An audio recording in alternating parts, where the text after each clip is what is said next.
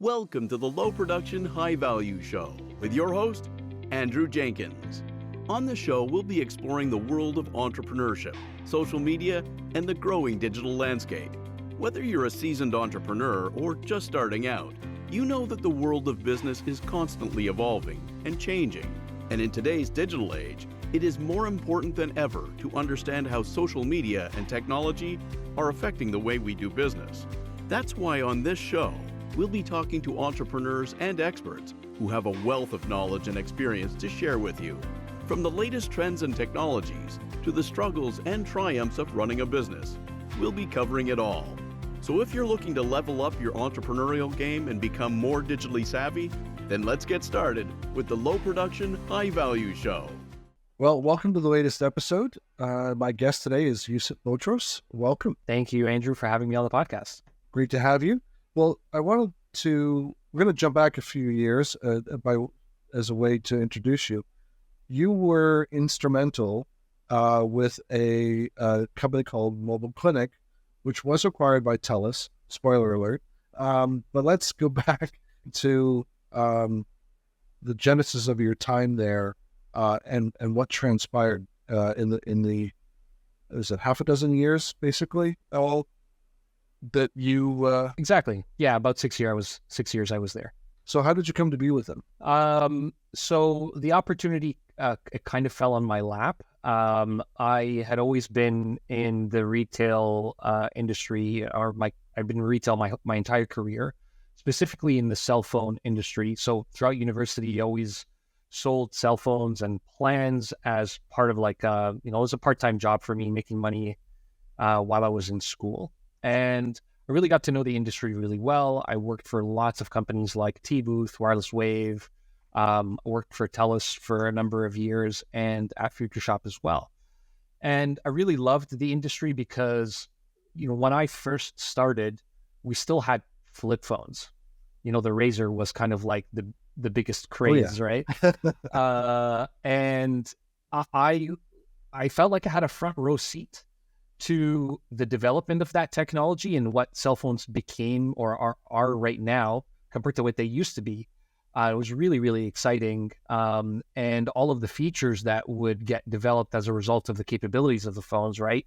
Data wasn't really like a thing when I first started. We had 200 texts, 200 minutes during the day, and unlimited evenings and weekends. There was no such thing as like unlimited. And God forbid you go over your minutes. Yeah. Oh my God. So here comes along a company called Win Mobile. It's like early 2010, late 2009. They are talking about no contracts, unlimited plans, unlimited talking, and it sounded really good. I loved everything that they stood for. And I was the general manager for a local dealership here when we first got started. And it was my first contact or my first introduction to Ken Campbell, who was the CEO at the time. And through that development of the dealership and working with the Win Mobile team at head office, that's kind of how I got to know about Mobile Klinik, because it's Ken and the people who hired me at that dealership who had teamed up and wanted me to kind of get things going as far as their first location is concerned. It was Anthony Lacavera chairman at that time? Is that? No, this was before Anthony Lacavera. Oh, okay. Yeah. So he might have been involved, but I never really dealt with him in any capacity. And even Ken was kind of, pretty distant as far as my working relationship, but I did meet him. I came to Ottawa. He met a lot of the potential dealers as they were expanding their network, and eventually start to be more and more contact with him throughout the years. Yeah. So they really liked what I did with Win Mobile, and they wanted me to kind of get them going with Mobile Klinik. So hiring the team, getting the operations going, maybe buying some accessories. And these are all things that I used to do in the past. And knowing that the plans were to open up, 60 locations in 5 years, which is the original plan, that sounded really exciting to me. And I really wanted to be a part of it. Well, so that's on average one a month for 5 years? Yeah, exactly. So were you traveling every month to? It was, yeah, for 2 years, it was really, really busy. Our first location was more of a proof of concept. So I sat with that. I worked in the store almost every day for 6 months, just really trying to get to know the business inside out. And we opened our second location and then our third location probably a year and a half after that. But when we started to expand aggressively, I started traveling a lot. And I think it was on the road for an average of like 45 weeks a year for 2 years.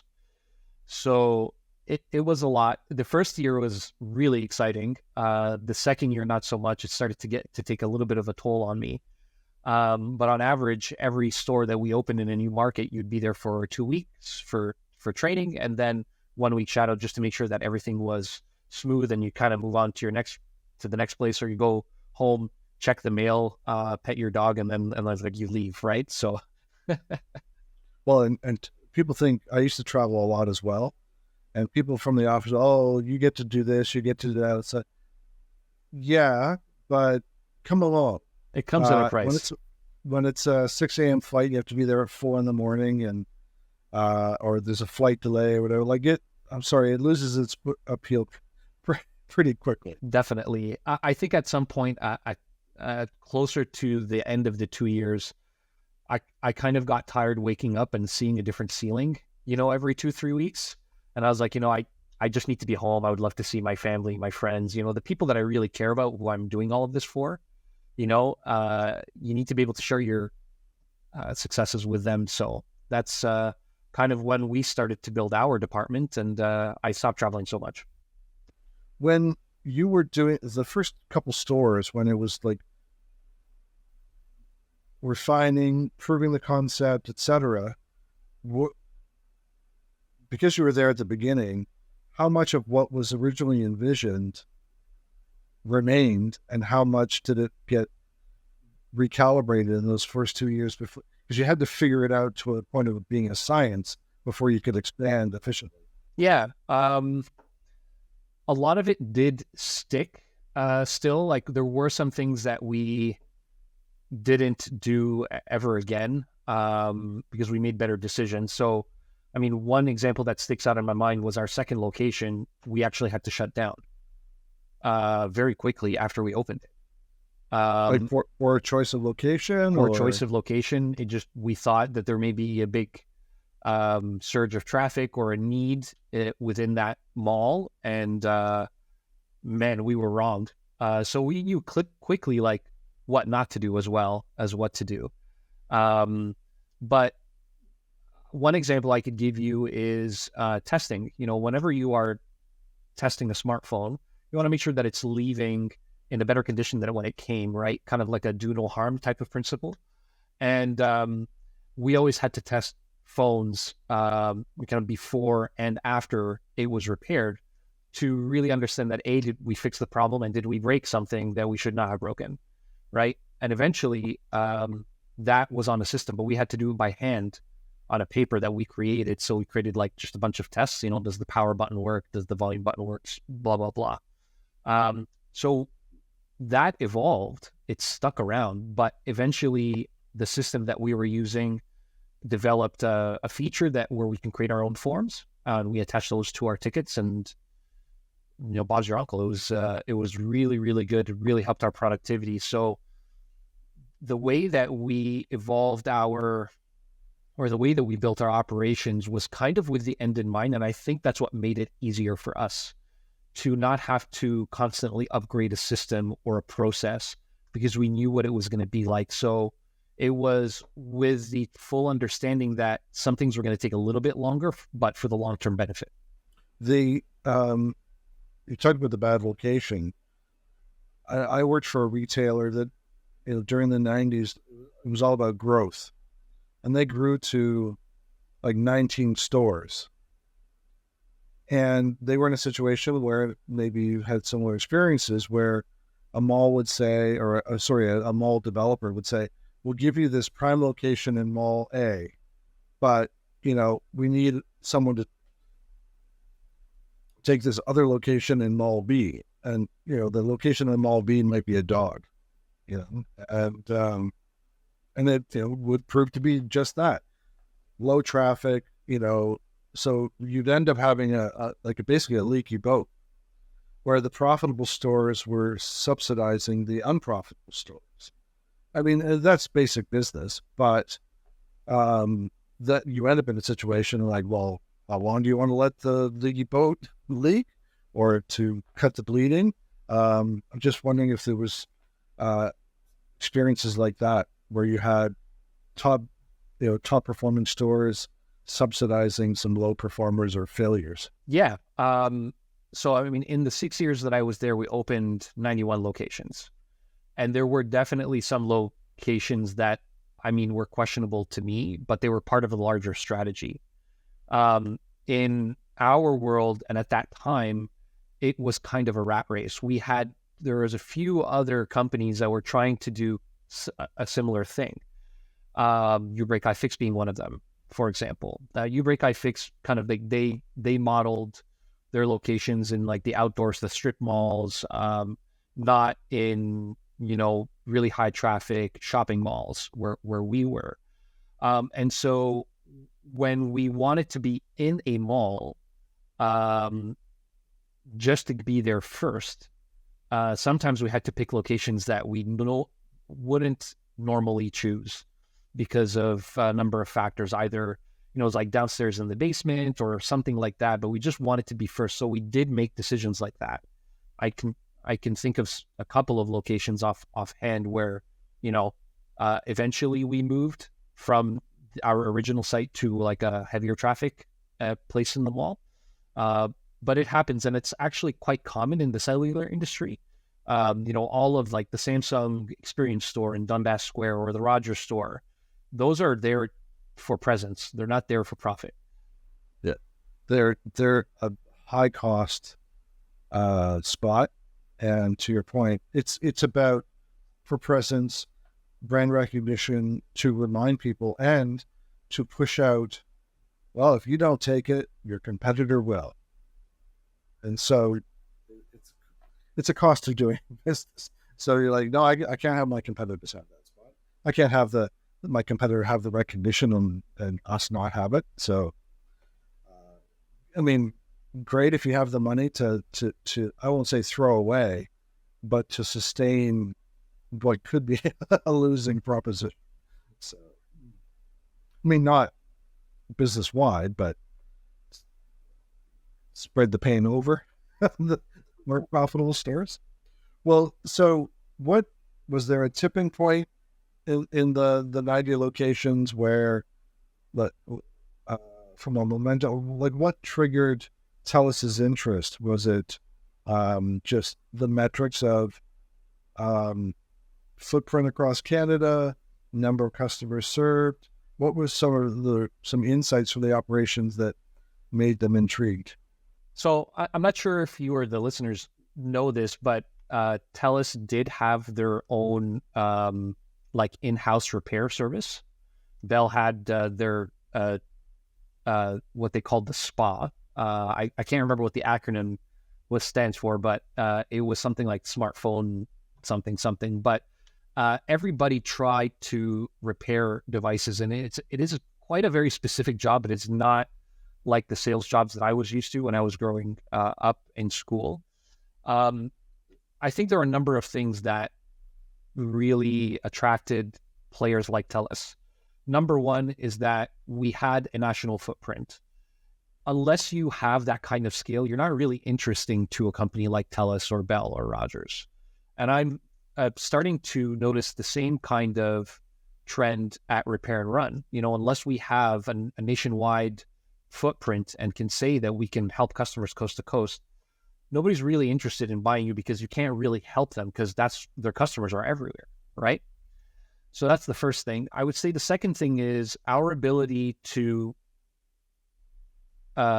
create or establish and maintain really good partnerships with the smartphone manufacturers made that, really attractive as well, because we were using original Apple parts, original Samsung parts. We had a partnership with LG, with Huawei, and other strategic companies like Assurant or Assurion at some point. in order to get that kind of business and gain credibility with customers who had those phones.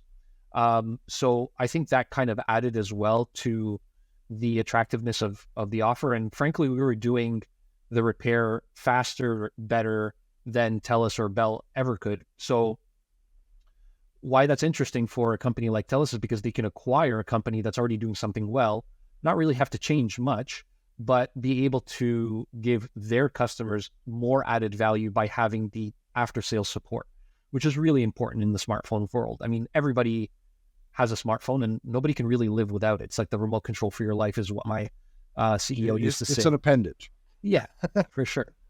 So, Well, I think those are the two main things: is the national footprint and the partnerships is what really did it. but also to build on it, I mean, you were repair centric from the beginning, Yes.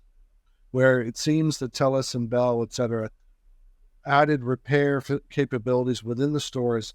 I won't say as an afterthought, but later on, and their stores may not have been conducive to repair to the same degree. Yeah. They weren't built with that intention from the start, where it strikes me that you were. Yep. And I also think with your partner relationships, you were unbiased. You wanted to partner with all the vendors because it was about service first, not about, well, we're an Apple house or we're a, Samsung or Google Pixel, whatever it might be. Yeah. That's exactly it. We were very adamant about being what we call like brand agnostic. We wanted to make sure that we're solving the problem for the customer, regardless of who that customer is. And I think that's what created a lot of value in the service, because our customer base just happens to be the 37 million Canadians that live here, right? So I think that made us really, really attractive, and that's what gave us the edge. I think if we had partnered with someone early on and had some sort of an exclusivity agreement, it probably would have slowed us down, if not put us at a major disadvantage or handicap. How long did you stay on after the acquisition? About a year or so. And then you move on to repair and run. Mm-hmm. How long was that gap? Same. Or did you have the idea of repair and run percolating already before your departure? Or so like a lot of customers at Repair and Run, I got into cycling. I've always been into cycling. I always used to bring a bike with me when I traveled for Mobile Klinik. I would stay at a hotel that was kind of central, and I'd explore the city on a bike. That's like the best way to travel in my opinion. And I found that the service aspect of the cycling industry just was really lacking. And it's something I had brought up, but it never really materialized until the Repair and Run concept was introduced to the founders by one of the co-founders of Repair and Run, who's now my partner, Remy. And they started running that business model in France several years before we even had this idea. In general, e-mobility in Europe and in France in particular is 5-6 years ahead of us here in Canada. And so the need for professional same-day repair for e-bikes and e-scooters as a means of transportation, as opposed to leisure, was something that was, greatly needed there. So it was kind of a perfect storm. It's something that I was definitely interested in, but in the same way that we got our Mobile Klinik idea from France, Repair and Run also came from France. And we decided to build that business model here and adapt it kind of to the Canadian market. So I left Mobile Klinik on a Friday, and I started at Repair and Run on Monday. So not a big gap. No, not at all. Not at all. Well, and what was the situation like day one versus where it is now? So now we have a little bit of experience under our belts. We understand the challenges in the Canadian market compared to the assumptions that we had. I think we now know how better to build a location to make it more productive.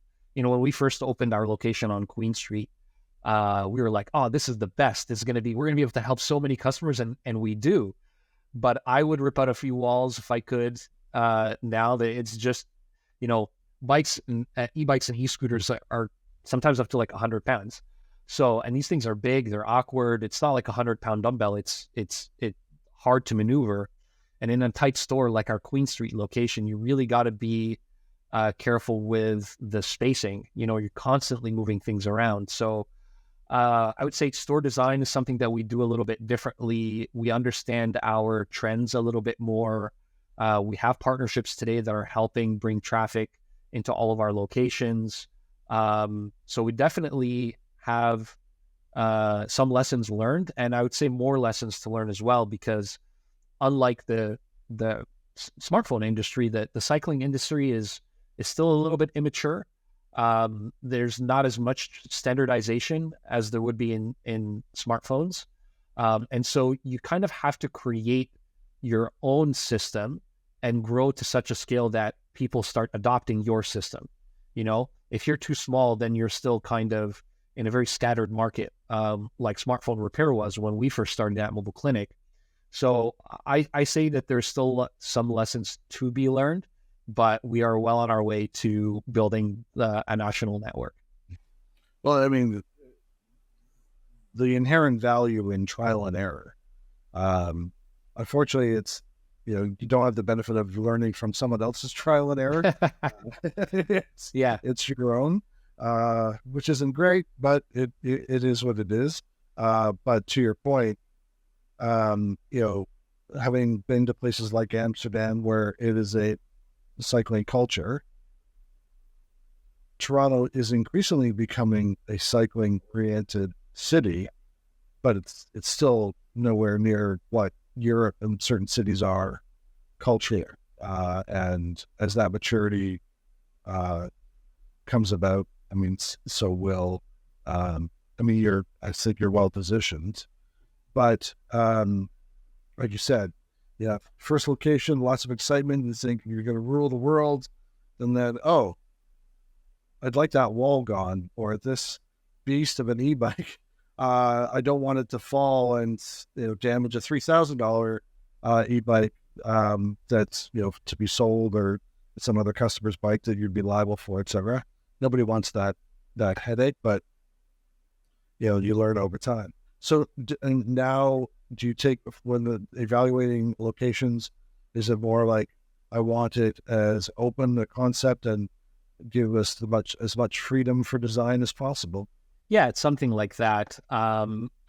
When you're thinking about the flow of traffic, you're thinking about people and items of various size, right? So, some scooters, they fold up. You can put them on a shelf. You can put them on the ground. Like they're easy to move around. And some e-bikes have like a rack in the front, a rack in the back, fat tires.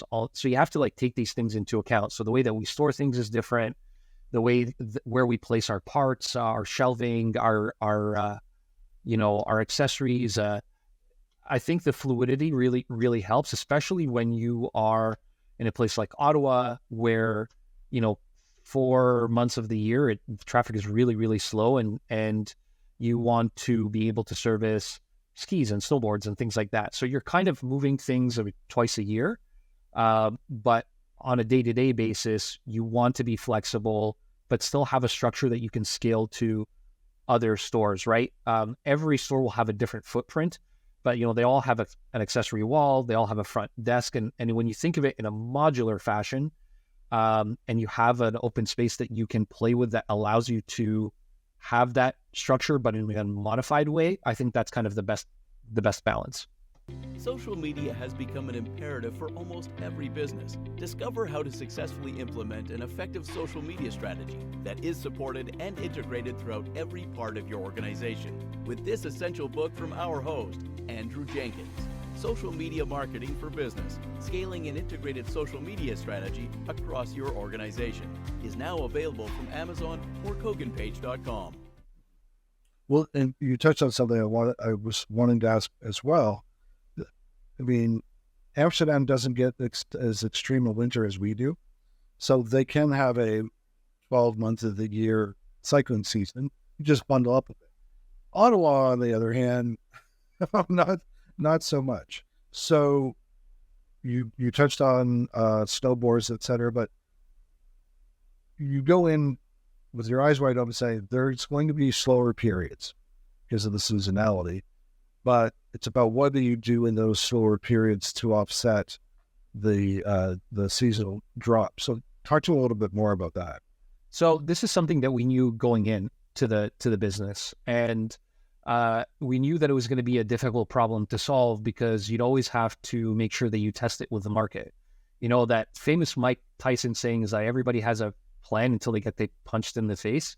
So we had ideas going into winter, but the reality of what we wanted to do versus our vision, it was starkly different, right? So we're looking at ways to keep our technicians busy, to keep them engaged, give them the hours that, you know, we promised them in the summer, and find ways to either change the flow of business. So for example, we offer electric bike conversions. So if somebody loves the bike that they have and they want to give it a little bit more power, we can turn it into an e-bike. Now, this is sometimes a very simple thing, and you can get a plug-and-play type of system like Switch to do that, or you need to go into the custom kind of route where you build the entire kit from scratch, and you buy every part individually, and you put them together, and you have to mount them to the bike.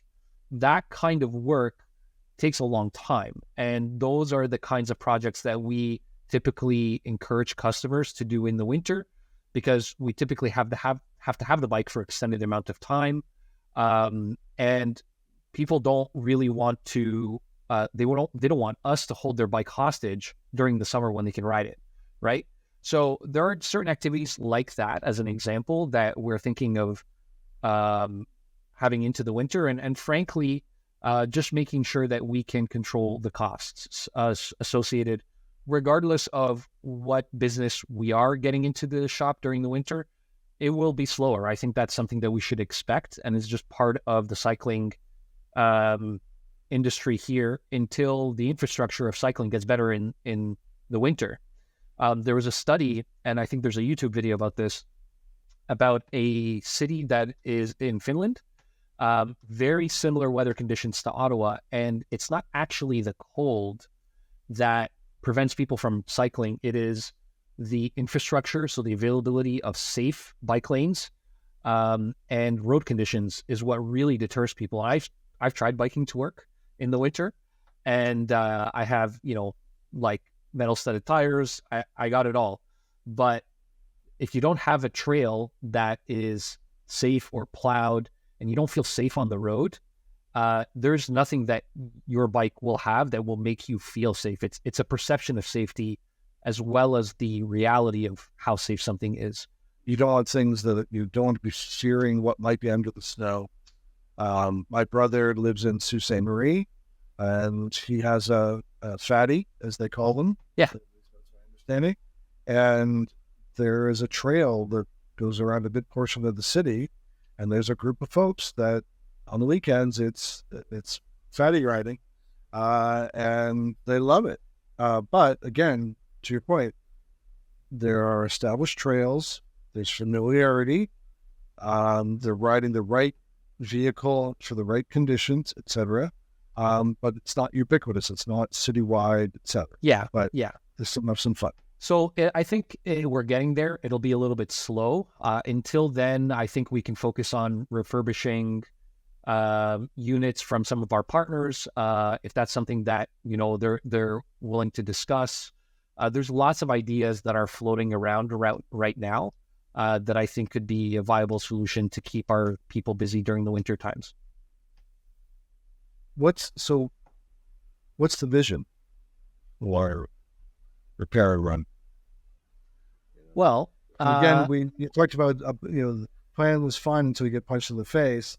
I recognize in this dynamic world that we're in, it's hard to have a 3-year plan, a 5-year plan, whatever. But what can you share about the vision?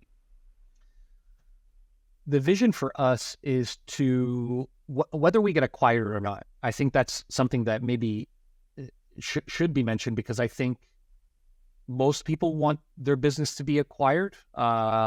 If they don't want to be like a forever operator, right?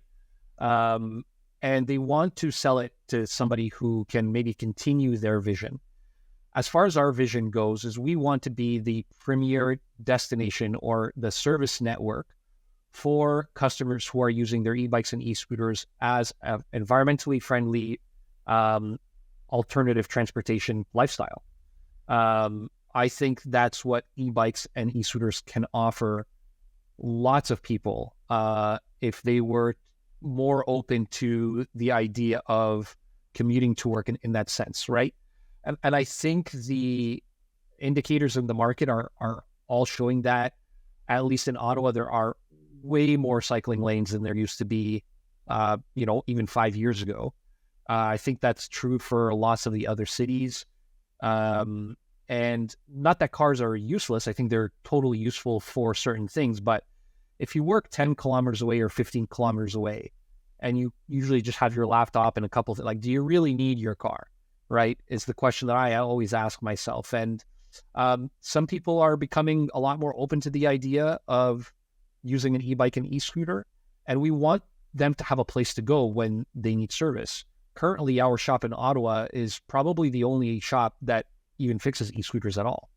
So we have people coming in from Brockville, Cornwall, they're driving an hour away just to get their e-scooter serviced. And this tells me that there is a need, even though the market is not yet at its like critical mass where we have business like on it kind of all the time.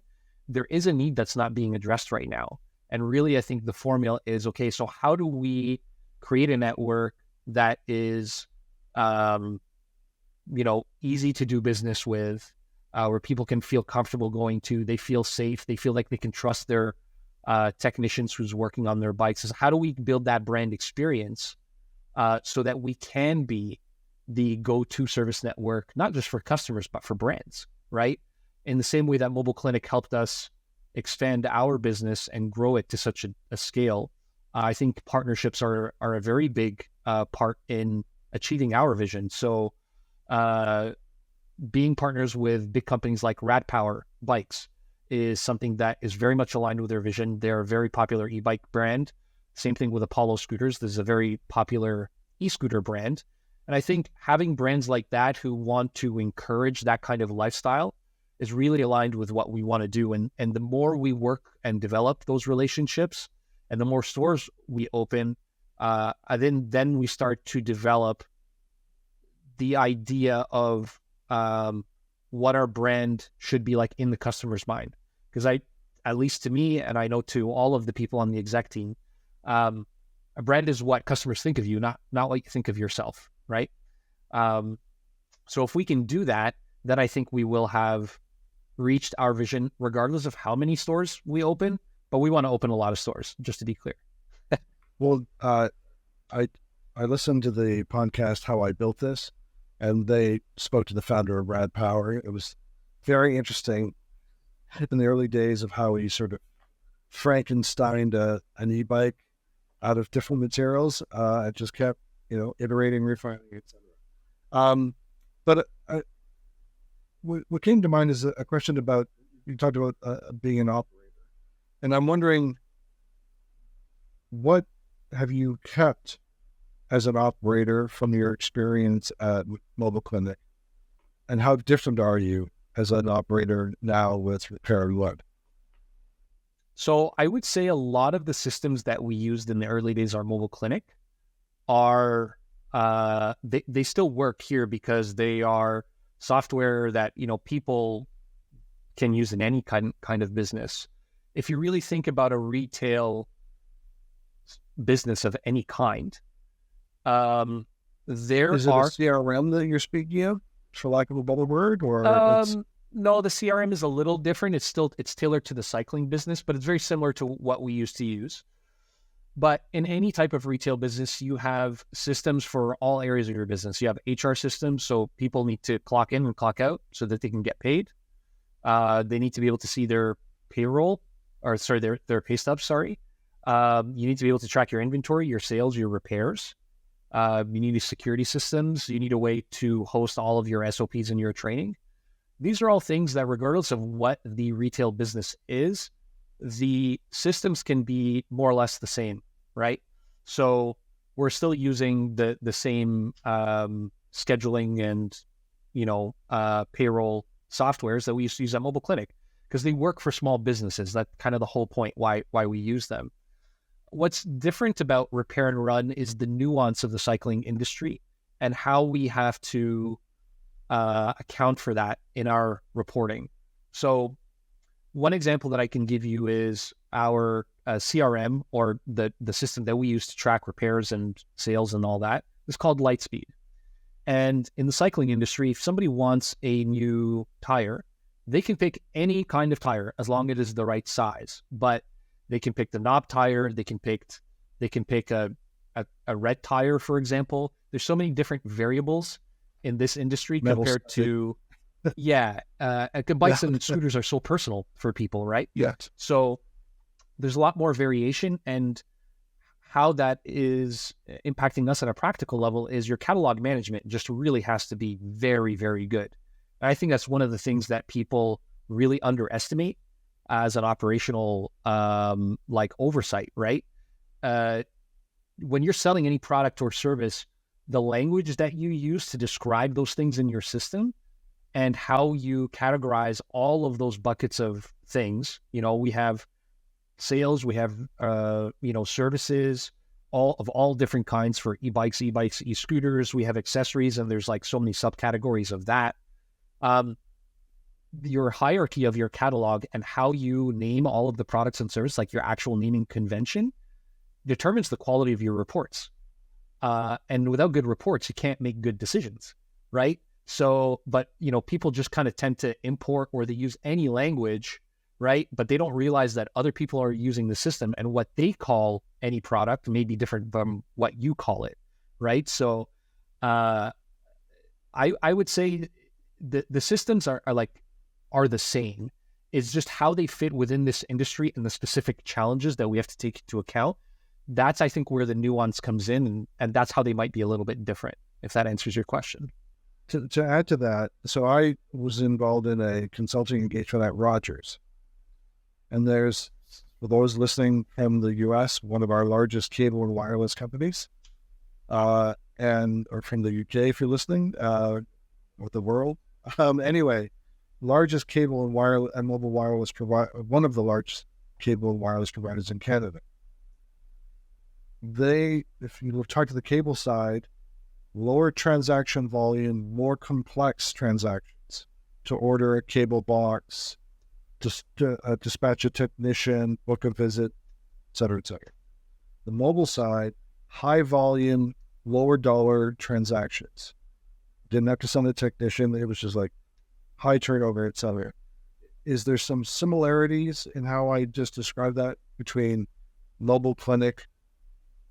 There's still repairs, but they're not as complex, and nor are they as expensive as a repair for repair and run. I would say that there are examples of that, but we still have like a highest seller type service at repair and run. Usually the thing that we would service most is most profitable and easiest to fix are screen repairs in the smartphone industry. I haven't been there for, I'd say, like 3 years now. I would assume that is still the case, because if you break your what's screen, the equivalent then in the e-bike? Is there a high volume, high margin, yes, quick turnaround? Is it a battery swap? Is it what is it? Honestly, it's actually just flats and tune-ups, because it's still more of like a bike, right? So everybody gets one of those, right? Everybody gets those, yeah. So I would say the tune-up is probably the biggest thing, because you need very little parts to do it. It is pretty high margin, but it is also the best thing that you can do to keep your bike running, in between like catastrophic failures, right? The better, the more tuned up your bike is, the less likely something will go wrong, unless it's an accident or something that would be a result of not wear and tear, or overuse. So I would say the tune-up is probably the thing that I would point to as kind of like the service that we like to encourage customers to get, especially if their bike looks like it needs a little love. It actually extends the need for them to come into the shop. or delays the need. Yeah. Yeah, I was just curious, I guess, how similar or how different the transactions, I'll call it the repair turnover, etc. The switching gears for a moment. Well, in parallel to Repair and Run, you've started a new endeavor called GRND, and share with the listeners what it stands for. It's spelled GRND, but tell them what it stands for. Yeah. So I started a consulting practice, and I called it GRND. And what's funny is I didn't really have a name until maybe 2 years into it, and I called it that because of what I offer clients and what I believe to be my specialty is, which is systems and training. And what that allows you to do is grow and develop your people so that they can develop your business. And the play on the words is, it's not because I wanted to, kind of skip a vowel or something, be cool, but I found that people describe work in that way. And I found it really interesting. Like, why would somebody say that they're grinding? And it's because it kind of describes like maybe mundane, tedious work that has to be done over and over again in order for you to like inch forward, right? Or when I learned to learn a stick. Yeah.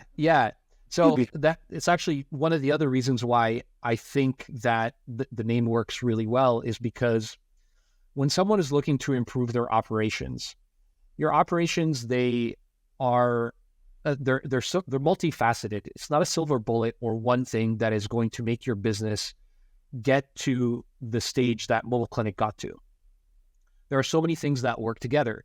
So the best example that I can give you is if you're looking to get across Canada, you need 3 things. You need a vehicle, you need a driver, and you need a set of directions. Okay? The driver is the entrepreneur, the people in your business. The vehicle is your systems, right? And when you are driving, if you have grinding in your gears, you may still get there, but the vehicle will not be in the same shape by the time you get to your destination and might not even make it. So there are things that interact together that allow you to achieve your brand's vision or whatever the purpose is that you set out to do. And I think those are 7 things in a business. They'd be purpose, people, passion, process, plan, product, and your personal development. And I think each of those things are major factors in what help a brand scale to a scale like Mobile Klinik in such a short amount of time. You need to begin with an end in mind. You need to have a great team. You need to have a product that's in demand. You need to make sure that you are planning meticulously. Sharpening the saw is part of the whole journey. And you need to have processes and systems to help you get there, right? So if you don't have those things, you, I think, are bound to get stuck somewhere until that thing gets fixed.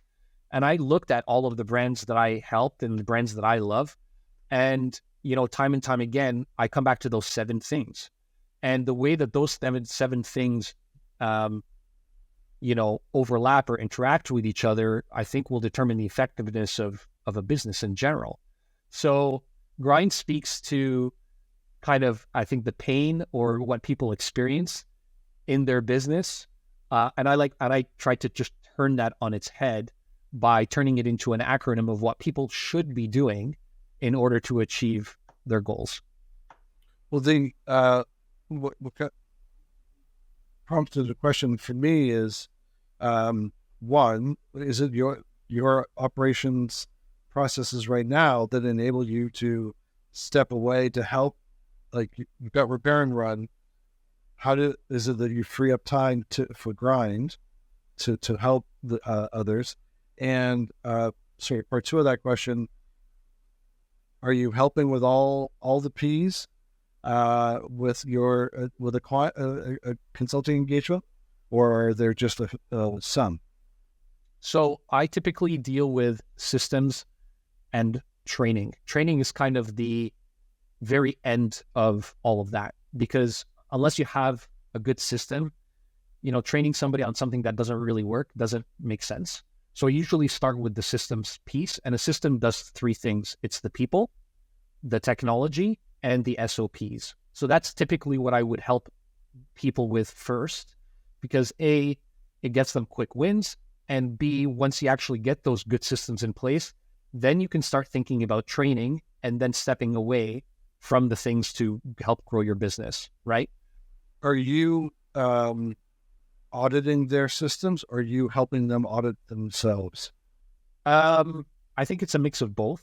It really depends on what the entrepreneur has in mind and where they want to get to. That will determine what kind of systems we put in place.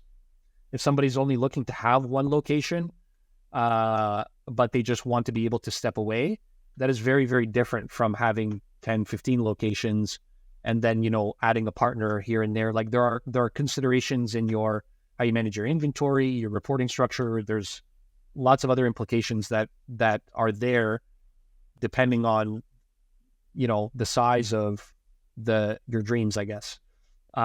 So I definitely do audit myself. I need to be able to look at their systems and how they're configured and give See it firsthand.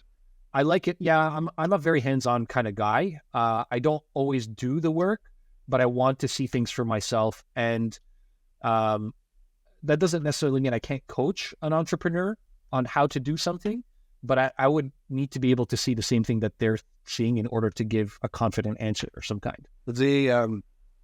As we bring things to a close, I'm curious whether sort of words of wisdom or advice for manifesting an idea, getting it underway, and scaling.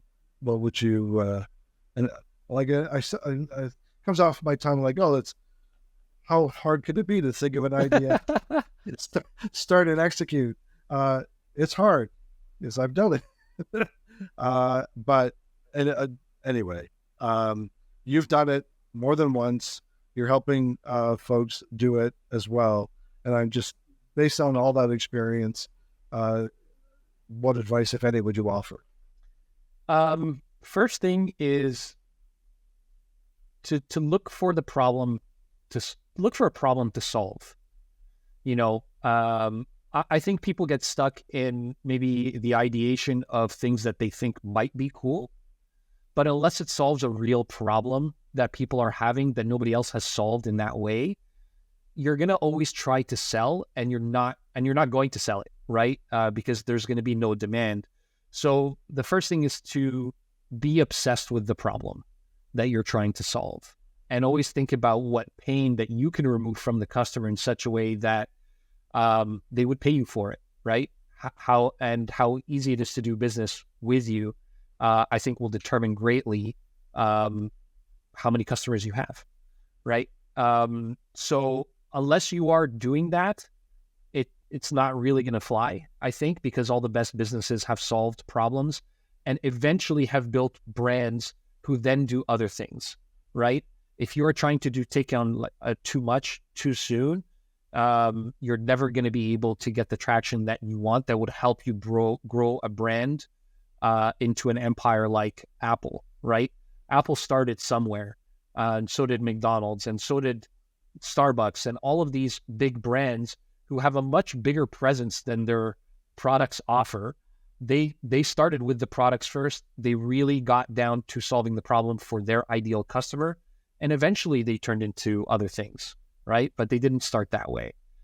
So that's the first thing. And then the second thing is go all in. Unless you are willing to go all in, it is very difficult for you to achieve the kind of success that everybody romanticizes, right? Mobile Klinik looks like a really great success story, but there were some really dark days, days where we didn't know if we were going to have jobs or not. Like when COVID hit, nobody wanted to walk into a mall, right? Nobody talks about that, the struggles that people have.